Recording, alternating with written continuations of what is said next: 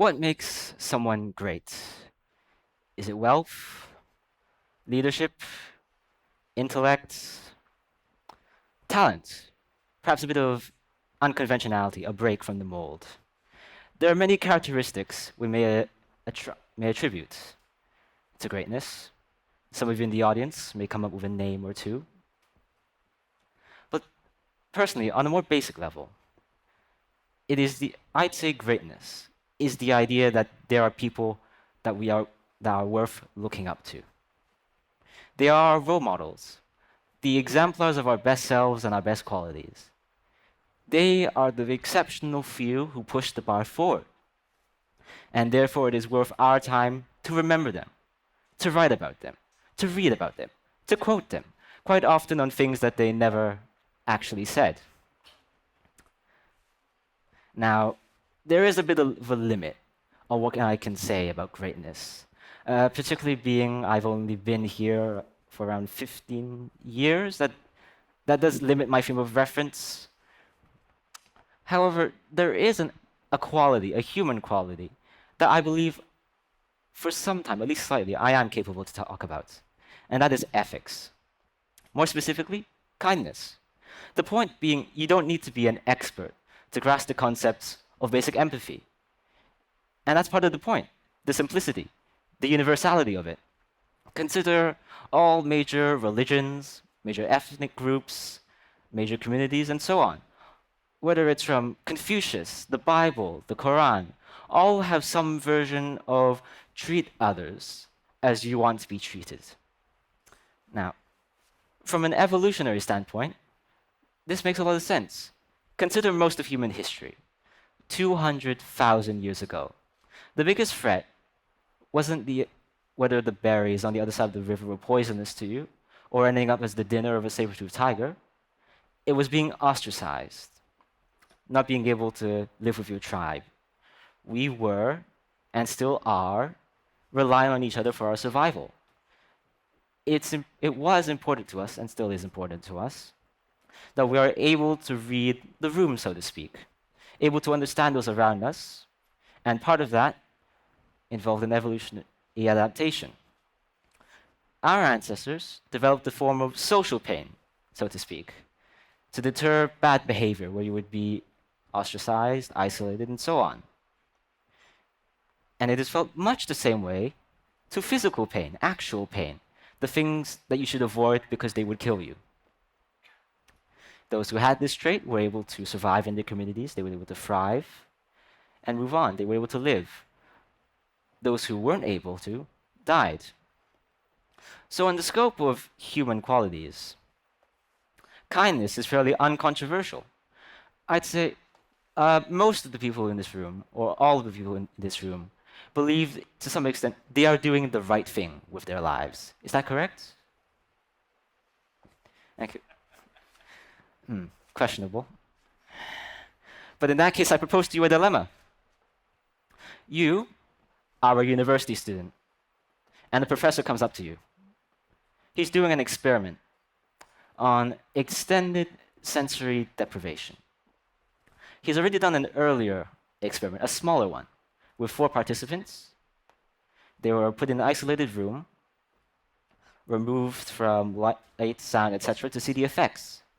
All of them went insane. 2 had hallucinations. One of them begged for it to stop, but he kept going. The study was just too interesting. And now he wants to expand the study, get more results, a larger sample size. There's just one problem in the way, the ethics board.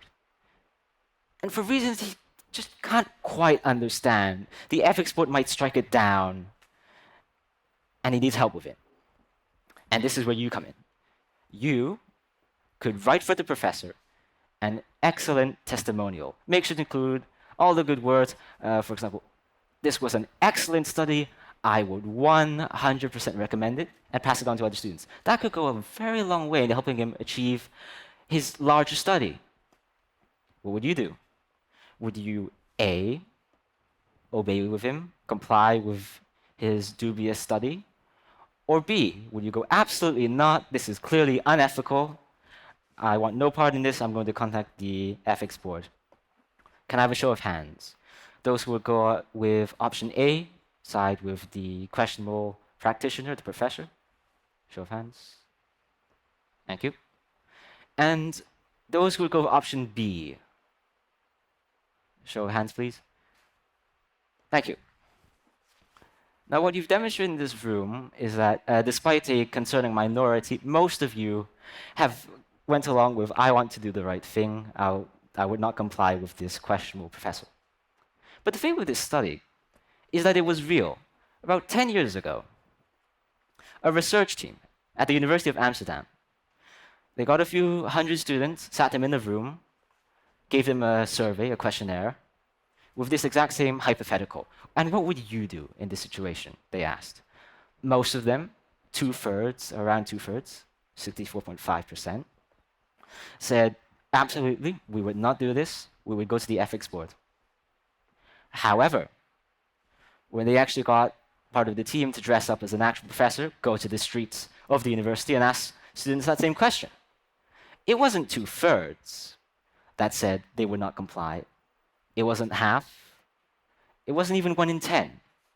It was 9.4%. Most of them, over 75%, complied with it. They went along with this hypothetical professor. And it'd be easy to dismiss this as people being hypocritical, maybe a few bad actors. But I'd say a lot of this stems from the same factors that made kindness and social belonging beneficial to us. We want to belong. Sure, everyone wants to do the right thing, yes. But no one wants to be a tattletale, no one wants to whistleblow, no one wants to be the bearer of bad news. So we keep quiet, we go along with the plan, even if it's not necessarily ideal. Until it blows up in smokes with this obviously unethical study. And so what can we do about this? This is usually the point in the part of the speech where I'm supposed to recommend something along self-help or 4 steps to get what you want or what you desire. But I'm sure many of you have already read that sort of genre, and I cannot help that much by providing much of the same lyrics to the same tune. There are institutional problems, and I can't solve them in a day. But there are also personal problems, individual things that we can focus on. And in that regard, sometimes things go wrong simply because it's unpredictable. We can have a probability, sure, but we can't necessarily say it's certain. Maybe you worked on hours on a code, but there was an unexpected error. You bought shares in the stock market, but unexpected news meant they didn't go as well as you had hoped. Or maybe you had a team project, and they couldn't communicate properly, and you couldn't meet the deadline, and you procrastinated, and so on. Personal issues, personal matters. There is no easy solution to this, but I would suggest that when you do decide to do something, keep in mind 4 things. The first, be consistent. You will know that this will take a lot of time. You should be able to have tangible steps to get from point A to B to C to D and so on. The second step in this suggestion is be able to make changes. Simply put, I 2 years ago could not predict where I am today, and I cannot predict where I will be 2 years later. So be able to make changes when the time comes, so long as you are able to stick to your original goal. Third, know it will take effort. It may take days, or weeks, or months, or years. You need to know that from the start. And fourth, do it because it's worthwhile. You are putting all this time and resource and energy into something, so you better have a good reason of why you wanted to do it. So what is greatness? What is it that makes a few so exemplary? Well, it's only been 6 minutes.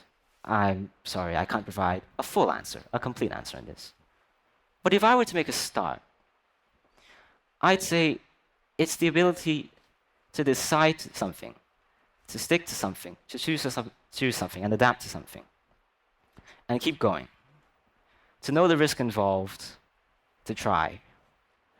Because greatness, as a suggestion, just from me, isn't just that the end goal is a good product, but that to decide to do something to stick to it, keep going with it, but be able to make concessions, make improvements, to choose it is worth your time and commit to it as a strategy. Even the smallest details, keep going and keep trying, and maybe one day it will work, even if it does make you sound a bit cliche. Thank you.